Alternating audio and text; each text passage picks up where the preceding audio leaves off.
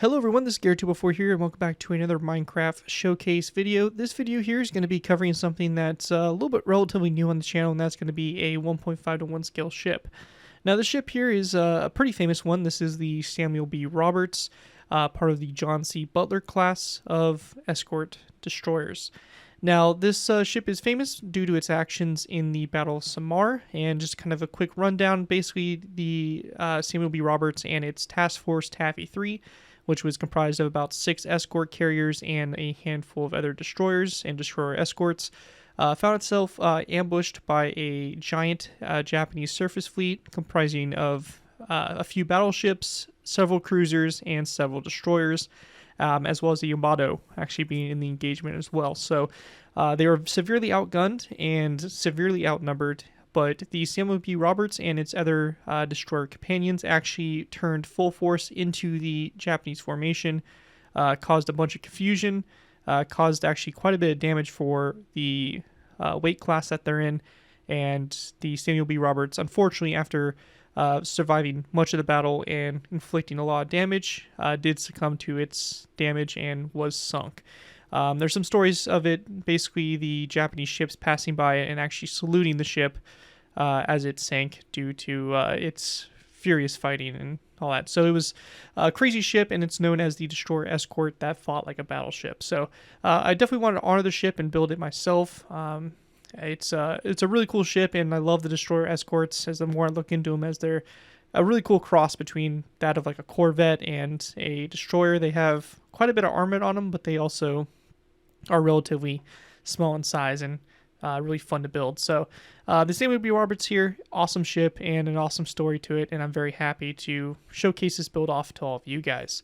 Now, this build is going to be available for download, so if you do want to download it, you can check out my Planet Minecraft link. That will be down in the video description, which will take you to my Planet Minecraft, and you can download the ship for yourself and explore it. Just know that I am using a resource pack, so the blocks may look a little bit different if you don't load that resource pack, so just keep that in mind when you download it. And again, there's a link for that resource pack in the video description as well. With that, though, let's go ahead and dive in here to taking a look at the Samuel B. Roberts. Now, this ship is in its October 1944 scheme. This is what it would have looked like in the Battle of Samar, and this is what it sunk looking like. Just a little fun fact about it is that there actually are footage and pictures of the shipwreck itself. It's actually been found, and it's the deepest shipwreck I think that's ever been found. At like over 3,000 meters deep or feet deep or something like that. It's crazy, but they found the ship, and sadly the only part that's still left of it really is going to be pretty much the front from the bridge all the way forward. It's actually pretty well preserved. The rest of it is pretty much completely destroyed and twisted and just unrecognizable for the most part. But yeah, really nice looking ship here. So we have this really cool camo scheme on it. This is the Measure 3222D, if I remember correctly. So this is the exact scheme that the Samuel B. Roberts would have had. As you can see, I also went ahead and did a little bit of weathering on it. So we have some rust spots. I tried to kind of look at places where I knew water would probably be dripping or stuff. So we have some more rust located around, coming from the top deck area. So just a lot of areas where water would pool down the sides of the ship and just kind of wear away at the paint and stuff. And as you know, salt water is very corrosive for ships, so it's got a little bit of that type of damage to it, which is really nice. And then obviously we'll take a look at the air side here. Pretty much the same thing, but again, you have a lot of the weathering on it, and the camouflage is different on this side. So really cool. Camouflage is different on both sides. But diving into the ship itself, obviously you have the bow of the ship here. I tried to recreate the numbering on the side, which was 413. We have the anchors up here, and then we get back to our first weapon, which is the 5-inch gun. So this is pretty much the same turret that you can see on that of like the Fletchers and many of the U.S. destroyers and other destroyer escorts at the time. Very popular gun mount that they used. Right behind this, we have the Hedgehogs. So this would be an anti-submarine weapon where they'd fire these little like rockets, and they'd go in the water, and they would sink, and I believe they exploded on contact, if I remember correctly, if they hit a sub. So pretty cool. I think it was a British designed weapon that they started putting on all the U.S. ships as well. We have a dual Bofors on the ship, so for anti-aircraft support, life rafts, as well as the Oerlikon 20 mils, which are located on both sides here of the superstructure. And up here on the very top, we have the bridge of the ship. So this is where the bridge would be seated for it, and the ship would be controlled from.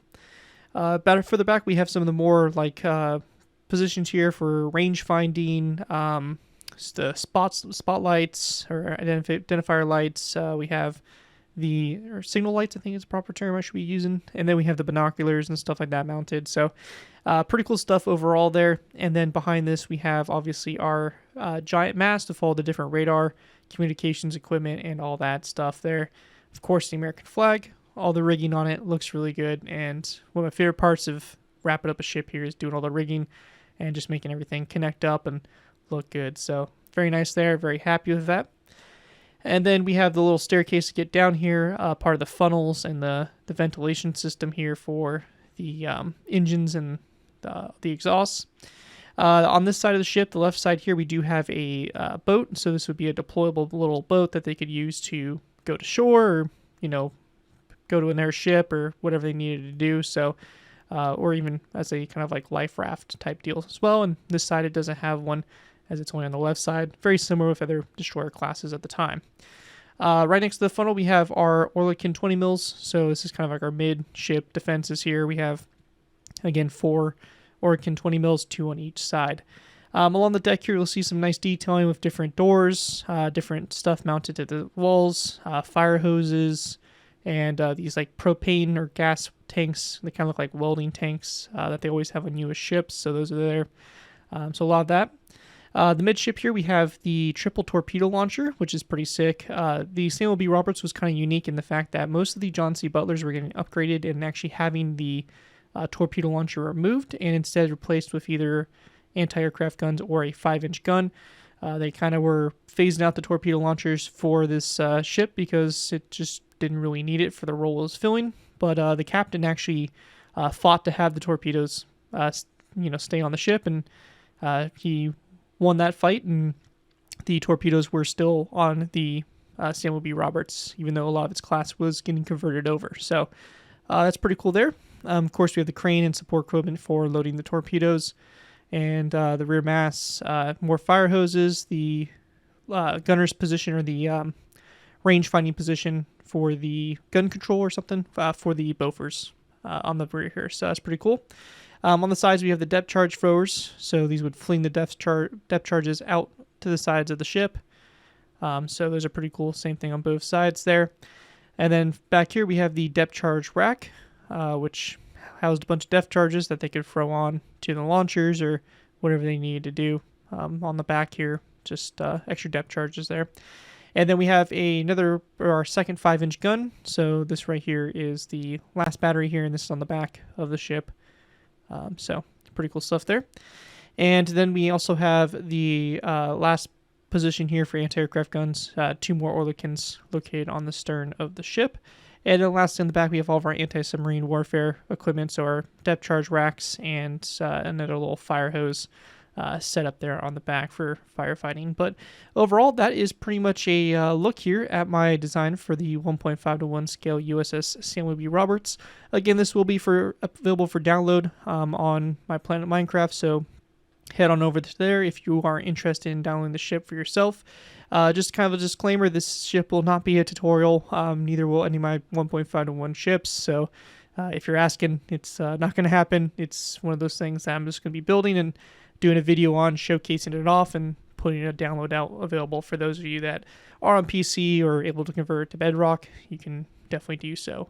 But anyways, though, that's going to wrap up this video. Thank you all so much for watching. Hope you guys did enjoy. If you're looking forward to seeing some more 1.5 to 1 ships, or you have any ideas for some smaller scale ships that I could try to attempt, definitely be sure to let me know.